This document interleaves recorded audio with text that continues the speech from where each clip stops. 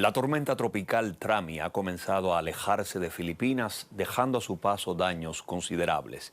De acuerdo con fuentes oficiales de esta nación asiática, al menos 46 personas murieron en inundaciones extensivas y deslizamientos de tierra, principalmente en las zonas de Bicol y Batangas, en el sur de Manila.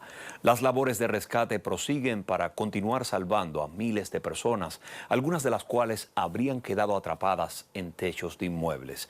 Los meteorólogos del gobierno filipino han advertido de que los vientos de alta presión podrían obligar a que este fenómeno regresase al territorio nacional.